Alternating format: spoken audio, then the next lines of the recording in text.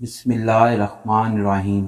شروع اللہ کے نام سے جو بڑا مہربان نہایت رحم والا ہے۔ السلام علیکم۔ حضرت ابو ہریرہ رضی اللہ تعالیٰ عنہ فرماتے ہیں، حضرت محمد صلی اللہ علیہ وآلہ وسلم نے فرمایا، جب کوئی بندہ دل کے اخلاص کے ساتھ لا الہ الا اللہ کہتا ہے، اس کلمے کے لیے یقینی طور پر آسمان کے دروازے کھول دیے جاتے ہیں، یہاں تک کہ یہ کلمہ سیدھا عرش تک پہنچتا ہے،